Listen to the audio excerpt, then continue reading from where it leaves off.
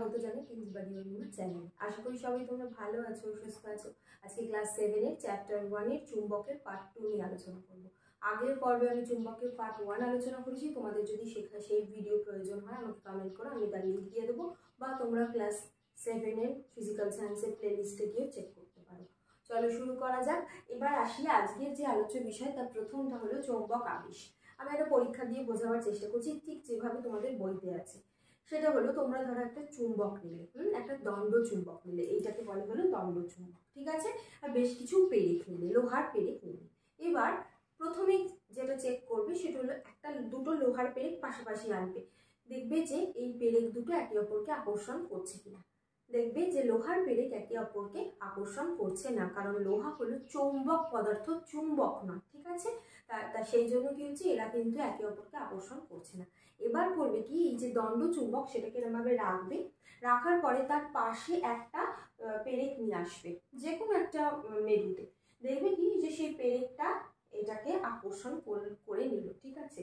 মানে ধরো আমি এখানে বোঝাবার চেষ্টা করছি, ধরো এই সাউথ মানে দক্ষিণ মেরুর কাছে এরকম করে একটা পেরেক আনলে দেখবে এরকম আকর্ষণ করে নিল। এবার আরো একটা পেরেক নিয়ে এলে এই যে পেরেকের গায়ে দেখবে যে এই পেরেকটাকে আকর্ষণ করে নিল। তাহলে দেখো প্রথমে কি হয়েছে, একটা পেরেক কিন্তু লোহার পেরেক, একটা পেরেক অন্যটাকে আকর্ষণ করেনি। কিন্তু এখন কি হচ্ছে যে এই যে একটা পেরেক অন্যটাকে আকর্ষণ করে নিল। এটা কেন হলো? কারণ এটা হলো দণ্ড চুম্বক। এই যে দণ্ড চুম্বকের সামনেই কে রয়েছে, এই যে দণ্ড চুম্বকের সামনে রয়েছে এই পেরেকটা ও যখন আকর্ষণ করলো, তারপরে কি হলো যে এই যে চুম্বকের প্রভাবে এই যে চৌম্বক পদার্থটা চুম্বকে পরিণত হলো, ঠিক আছে। সেই জন্য এটা পরবর্তীতে আরো একটা পেরেককে আকর্ষণ করছে। এইভাবে তুমি যদি এইখানেও আরো একটা পেরেক দাও, দেখবে যে এটা আকর্ষণ করে নিল।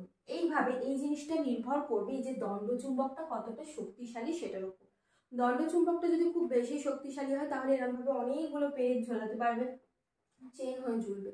কিন্তু দণ্ড চুম্বকটা যদি কম শক্তিশালী হয় তাহলে দুটো তিনটে পেরেক ঝুলবে।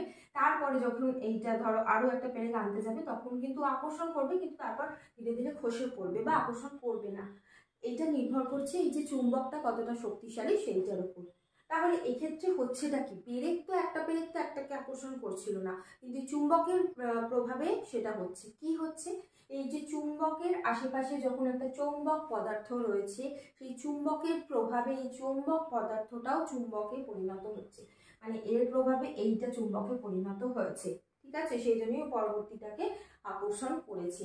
এইটাকে বলা হয় হলো চৌম্বক আবেশ। খুব গুরুত্বপূর্ণ চৌম্বক আবেশ কাকে বলে, তাহলে সংজ্ঞাটা কি লিখবো। চৌম্বক আবেশ কাকে বলে? চুম্বক যখন কোনো চৌম্বক পদার্থকে আকর্ষণ করে তার আগে ওই চৌম্বক পদার্থকে আবেশিত করে, ঠিক আছে। মানে এর উপর আবেশ করছে, তারপর ও ওটাকে আকর্ষণ করছে। এই যে আবেশ করছে, আবেশিত করছে, মানে ওর উপর ওর প্রভাবটা রাখছে, সেটা কি বলছে, চৌম্বক আবেশ। এই জায়গায় একটা খুব দরকারি একটা স্টেটমেন্ট, সেটা জেনে রাখো, সেটা হলো আকর্ষণের পূর্বে আবেশ হয়। মানে একটা চুম্বক, ওর পাশে যখন একটা তুমি পেরেক নিয়ে আসছো, প্রথমে এর উপর আবেশিত হবে, মানে আবেশ সৃষ্টি করবে, তবেই ও এখানটায় আকর্ষিত হবে। তাহলে প্রথমে হয় আবেশ, তারপর হয় আকর্ষণ, ঠিক আছে। এই জিনিসটা দিয়ে কিন্তু পরবর্তীতে তোমাদের এটা পড়তেও হবে, শূন্যস্থানও আসে, ঠিক আছে। পরের যে কাজ, তাহলে এই পরীক্ষা থেকে জানতে পারলাম কি যে চৌম্বক আবেশ কাকে বলছে। পরের আরো একটা পরীক্ষা করতে পারো, একটা দণ্ড চুম্বক নিলে। তোমরা জানো দণ্ড চুম্বকের যেটা মানে একদিক নর্থ একদিক সাউথ। এবার তুমি ভাবছো যে আমি এমন একটা চুম্বক বের করবো যেটাতে শুধুই উত্তর মেরু থাকবে, দক্ষিণ থাকবে না। তাই তুমি কি করলে, তোমার বুদ্ধি খাটিয়ে এই যে চুম্বকটাকে মাঝখান থেকে কেটে ফেলবে। ভাবলে এইদিকে নর্থ ছিল, তাহলে এইটা হয়ে যাবে নর্থ, এটা হয়ে যাবে সাউথ। কিন্তু সেটা হলো না। যেই চুম্বককে তুমি এরকম ভাবে কেটে ফেললে, যদি কাটাটা অত সহজ নয়, তখনও কিন্তু এখানে নর্থ আর এখানে সাউথ পোল তৈরি হয়ে যাবে, আবার এখানে নর্থ এখানে সাউথ পোল তৈরি হয়ে যাবে। তাহলে একটা চুম্বকের ভিতরে তুমি একটা মেরু শুধু নর্থ বা শুধু সাউথ কখনোই পেতে পারো না, ঠিক আছে।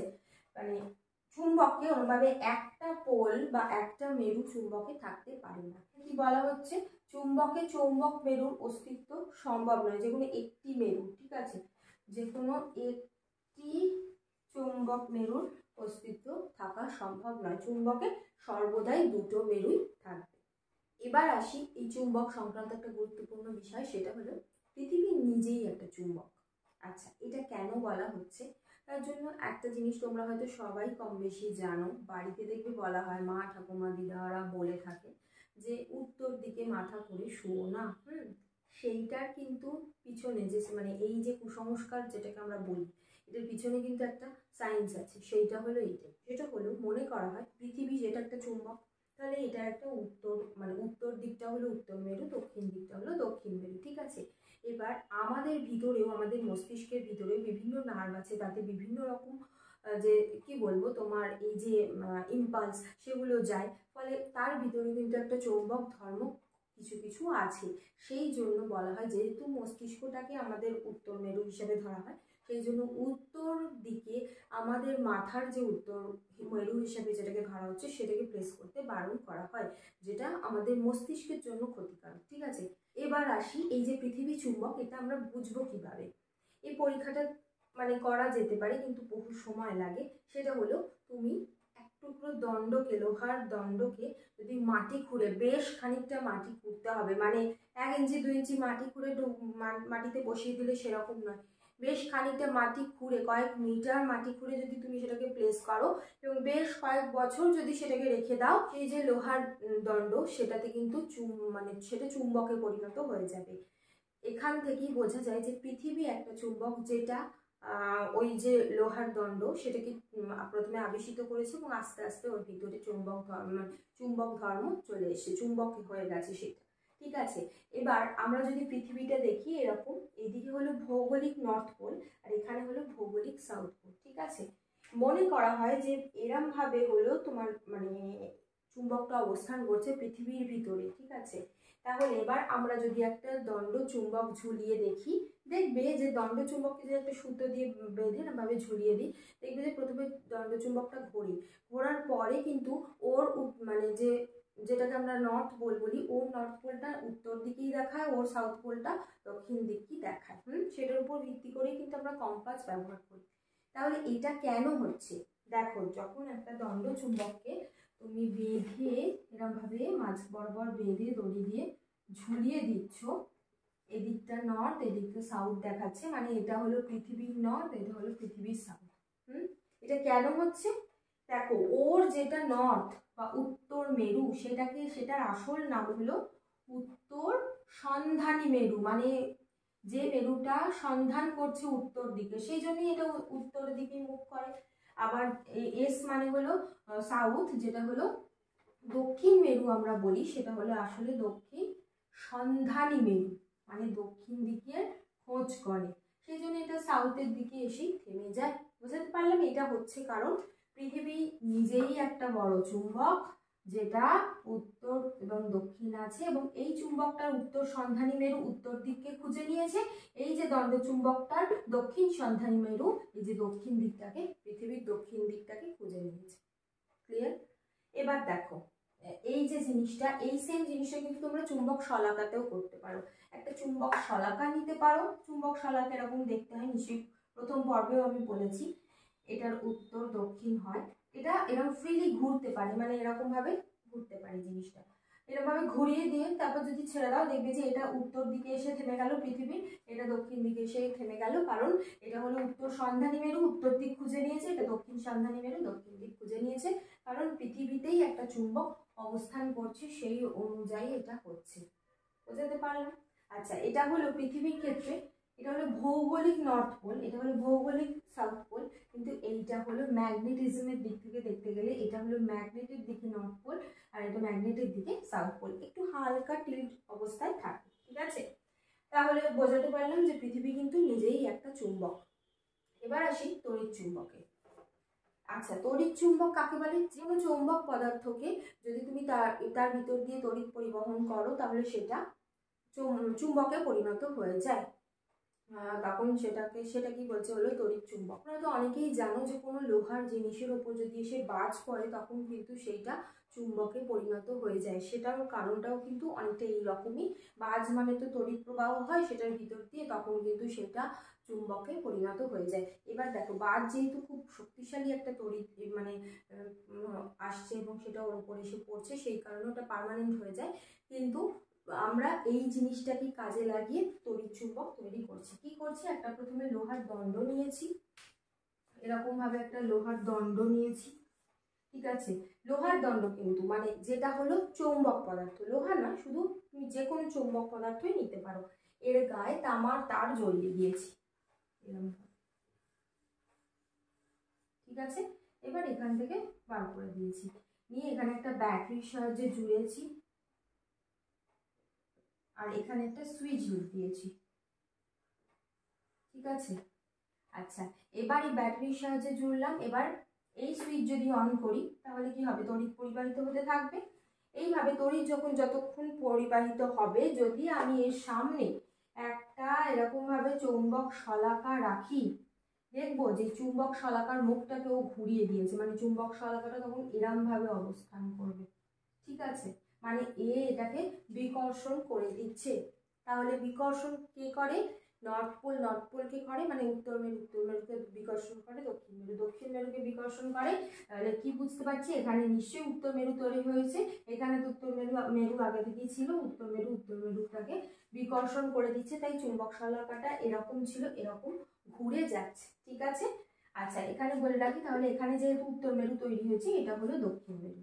আচ্ছা, এই যে তোমার লোহার দণ্ড বা চৌম্বক পদার্থের যে দণ্ড এটা নিয়েছিলাম, এটা কিন্তু ততক্ষণই তোমার চুম্বক হিসাবে থাকবে যতক্ষণ এর ভিতর দিয়ে তড়িৎ পরিবাহিত হবে। যখন তড়িৎ পরিবহন বন্ধ হয়ে যাবে তখন কিন্তু এটা আবার লোহার দণ্ড বা চৌম্বক পদার্থ হয়ে থাকবে, তখন আর চুম্বকত্বটা চলে যাবে। বোঝাতে পারলাম? তাহলে এইটাকেই বলছে তড়িৎ চুম্বক, মানে যতক্ষণ তড়িৎ পরিবহন করবে ততক্ষণই ওটা চুম্বক হয়ে থাকবে, ঠিক আছে। এই জিনিসটাকে কাজে লাগিয়ে বিভিন্ন কারখানায় বড় বড় যে লোহার যন্ত্রপাতি নিচ থেকে উপরে তোলা হয়, এই সমস্তগুলো করা হয় এই তড়িৎ চুম্বকের মাধ্যমে। মানে লোহার যে দণ্ড বা কিছু ইউজ করা হয় সেটাকে মানে সেটার ভিতর দিয়ে তড়িৎ পাঠিয়ে সেটাকে চুম্বকে পরিণত করা হয়, তারপর খুব ভারী ভারী জিনিস নিচ থেকে উপরে তোলা হয়, তারপর সেটা তড়িৎ পরিবহন মানে সেটার ভিতর দিয়ে কারেন্ট প্রবাহ বন্ধ করে দিয়ে সেটা আবার এমনি হয়ে যায়, মানে তার চুম্বকত্ব চলে যায়, ঠিক আছে। তাহলে বোঝাতে পারলাম যে এটা হলো তড়িৎ চুম্বক। আচ্ছা, এখানে বলে রাখি যে তোমরা প্রশ্ন করতে পারো এখানে এটা নর্থ পোলি কেন হলো, এটা সাউথ পোলি কেন হলো।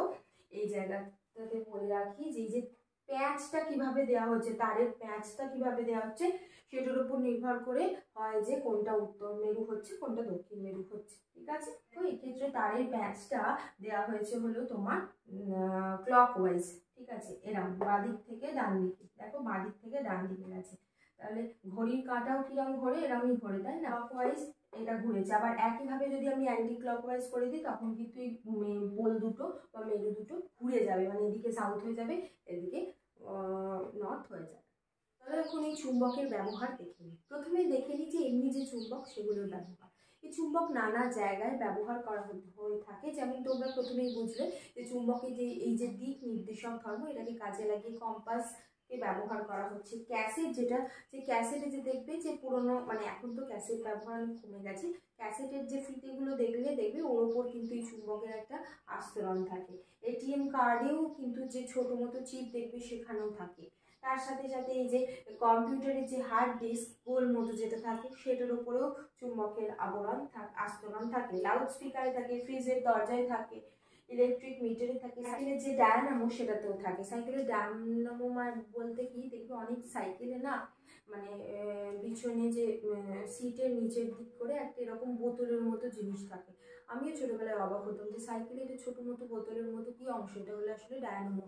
সাইকেল যখন প্যাডেল করা হয় সেইখান থেকে যে এনার্জি সেটা কিছুটা স্টোর করে সেখান থেকে সাইকেলের সামনে আলো থাকে, সেই আলোটা জ্বলে, মানে এক্ষেত্রে যে ফিজিক্যাল ওয়ার্ক সেখান থেকে এনার্জি তৈরি করা হচ্ছে যেটা দিয়ে সাইকেলে আলো জ্বলছে। তাহলে একটু পুরোনো দিনের সাইকেলে দেখবে যে অনেক সময় দাদু বা এরকম জেঠুদের সাইকেলে দেখবে অনেক সময় এই ডায়নামো থাকে। প্রধানত ডায়নামো সেই সাইকেলেই থাকে যে সাইকেলের সামনে আলো আছে, মানে অন্ধকারে চলার পথে যে ব্যবহার করা হয় সেক্ষেত্রে। এবার এখন আসি যে তড়িৎ চুম্বকের ব্যবহার। এই যে তড়িৎ চুম্বক, এটা বিভিন্ন কাজে ব্যবহার করা হয়। চোখের ভিতর থেকে সূক্ষ্ম লোহার টুকরো বার করতে অনেক সময় কি হয় যে সমস্ত শ্রমিকরা লোহার জায়গায় কাজ করেন এবং তাদের লোহা কাটতে হয় বা কিছু, তখন কিন্তু লোহার গুঁড়ো অনেক সময় চোখে ঢুকে পড়ে। সেই জন্য চোখের ডাক্তারের কাছে এই যে তড়িৎ চুম্বক থাকে, যেটাতে উনি ওর ভেতরতে তড়িৎ পাঠিয়ে সেটাকে চুম্বকে পরিণত করেন এবং চোখের সামনে ধরলে সেক্ষেত্রে লোহার সূক্ষ্ম টুকরোগুলো বেরিয়ে আসে। তার সাথে সাথে ইলেকট্রিক মোটরে ব্যবহার করা হয়, ইলেকট্রিক কলিং বেলে ব্যবহার করা হয়। তাছাড়াও বড় বড় যে কলকারখানায়, যেটা আমি আগেও বললাম, সেই সমস্ত কলকারখানাতে বড় বড় জিনিস নিচ থেকে ওপরে ওঠানোর জন্য কিন্তু এই যে তড়িৎ চুম্বককে ব্যবহার করা হয়। এখন আসি এই যে চুম্বকের একদম শেষ অংশে, সেটা হলো এই যে চুম্বক, এই যে চুম্বকের যে চৌম্বকত্ব, এই জিনিসটা কিন্তু জীবেদের শারীরবৃত্তীয় ক্রিয়াতেও বিভিন্নভাবে ব্যবহৃত হয় এবং ভূমিকা আছে। প্রথমটা হলো যে কি রয়েছে, একটা চুম্বক রয়েছে, ফলে উত্তর মেরু এবং দক্ষিণ মেরু রয়েছে। আগের বলে রাখি, ভূচুম্বকের বলরেখা বরাবর, বলরেখাটা উত্তর মেরু থেকে দক্ষিণ মেরু পর্যন্ত বিস্তৃত। এই জিনিসটা বুঝিয়ে দিচ্ছি যে ভূচুম্বকের বলরেখাটা কি। ধরো এটা একটা চুম্বক, এইটা হলো চুম্বক, ঠিক আছে। এক্ষেত্রে মানে এরম ভাবে এদের এই বলরেখাগুলো বিস্তৃত হয়, ঠিক আছে। মানে এখান থেকে এরম ভাবে এইভাবে বলরেখাগুলো যাচ্ছে। এটা যদি লম্বালম্বি ভাবে প্লেস করো তাহলে এরম ভাবে বলরেখাগুলো যাবে, মানে উত্তর থেকে দক্ষিণে সর্বদা যাবে, কিন্তু সেটার এরকম নির্দিষ্ট পথ আছে, ঠিক আছে। এইগুলোকেই বলে হলো বলরেখা, মানে এই এক একটা রেখাগুলোই হলো বলরেখা। এগুলো হলো আকর্ষণ ক্ষমতা দেখায়, মানে এই যে বলরেখা বরাবরই এগুলো, এদের যে চৌম্বকত্ব এটা কাজ করে। তাহলে এই যে ভূচুম্বকের যে বলরেখা, এটা উত্তর মেরু থেকে দক্ষিণ মেরু অবধি বিস্তৃত। এই যে বলরেখায় বরাবর এই যে বিভিন্ন পরিযায়ী পাখিরা যে শীতের কোনো জায়গায় ঠান্ডা পড়লে অপেক্ষাকৃত গরম জায়গায় চলে যায়, আবার গরম সেই জায়গায় যদি ঠান্ডা, মানে যেখানে ওদের আদিবাস সেখানে ঠান্ডা চলে গেলে গরমের সময় আবার ফিরে আসে। এটা কিন্তু ওরা সম্পূর্ণ ফলো করে, এই ভূচুম্বকের যে বলরেখা সেই বরাবর ওরা যায় এবং সেখান থেকে ফিরে আসে। ঠিক একইভাবে কচ্ছপরাও কিন্তু একইভাবেই পরিযান করছে। এটা হচ্ছে হলো ভূচুম্বকের এই যে বলরেখা বরাবর, মানে এটা যদি ধরো পৃথিবীর ভিতরের যে চুম্বক হয়, এটা হলো উত্তর মেরু, এটা হলো দক্ষিণ মেরু, এইভাবে বলরেখাগুলো যায়। এটা 11-12 একটা প্র্যাকটিক্যালও করতে হয়, সেটা পরে তোমরা জানতে পারবে। এই যে বলরেখা বরাবরই ওরা চলাচল করে এক স্থান থেকে অন্য স্থানে। তারপর হলো অরোরা, বা যেটাকে বলে মেরুজ্যোতি। দেখো, অরোরা বা মেরুজ্যোতি সাধারণত মেরু অঞ্চলে দেখা যায়, মেরু অঞ্চলের আশেপাশের দেশগুলোতে, অংশগুলোতে। এক্ষেত্রে কি হয় যে মহাবিশ্ব থেকে কসমিক রে আসে বা মহাজাগতিক রশ্মি আসছে। এবার এই মহাজাগতিক রশ্মির যে মানে তড়িৎযুক্ত কণিকা অনেক বেশি থাকে, এই রশ্মিতে তড়িৎযুক্ত কণিকা অনেক বেশি থাকে। এবার পৃথিবীতে রয়েছে ভূচুম্বক, এই যে ভূচুম্বক আর এই তড়িৎযুক্ত কণিকা, এদের মধ্যে একটা কি হয়, ক্রিয়া প্রতিক্রিয়া হয়। এই যে ক্রিয়া প্রতিক্রিয়ার ফলে দুটো মেরুতে দুই প্রকারের তোমার এই যে মানে ক্রিয়া প্রতিক্রিয়া বিকিরণ দেখা যাচ্ছে। এই যে বিকিরণ বলয় দেখা যাচ্ছে, এটার নাম হলো ভ্যান অ্যালেন বিকিরণ বলয়, এবং এইটা এই যে মেরু অঞ্চলে দেখা যাচ্ছে, সেই জন্য এটাকে বলা হয় মেরুজ্যোতি বা অরোরা। যে অরোরা, এটা ওই জায়গাকার প্রাণী বা জীব জগতের কাজে লাগে। তারপর আসি হলো তোমার যে এই যে পায়রারা, এরা কখনো দিক ভুল করে না। এরা যে স্থান থেকে, মানে ওদের যে ঘর বা ওরা যেখানে থাকে, ওরা কিন্তু দিনের শেষে সেই জায়গায় সহজেই ফিরে আসতে পারে। ঝড়ে বা কখনো কিছুতে মেঘলা দিনে এরা কিন্তু হারিয়ে যায় না, কারণ দেখা গেছে যে এদের মস্তিষ্কের ভিতরে কালো রঙের একটা অংশ আছে, যেটা ম্যাগনেটাইট পাথরের মতো কাজ করে, ম্যাগনেটাইটের মতো কাজ করে, মানে হলো এর চুম্বক ধর্ম আছে।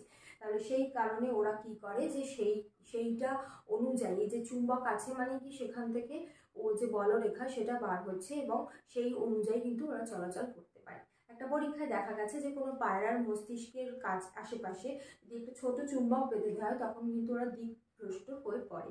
তাহলে একটা চুম্বক আর একটা চুম্বককে কাজ করতে দিচ্ছে না, বা দিক ভুল করিয়ে দিচ্ছে, বিকর্ষণ করে যেহেতু, সেই কারণে কিন্তু তখন ওরা দিকভ্রষ্ট হয়ে পড়ে। একইভাবে শামুকরাও কিন্তু এইভাবে কিন্তু এক স্থান থেকে অন্য স্থানে যাচ্ছে এই ধর্মকে কাজে লাগিয়ে। তাহলে এদের মস্তিষ্কের মধ্যে ম্যাগনেটাইটের অস্তিত্ব পাওয়া গেছে। আশা করি তোমরা বুঝতে পেরেছো। আজ এই পর্যন্ত। কোনো প্রশ্ন থাকলে কমেন্ট করো, আর তোমরা এই ভিডিওটা লাইক করে বন্ধুদের মধ্যে শেয়ার করে দিয়ে সাবস্ক্রাইব করো। Thank you.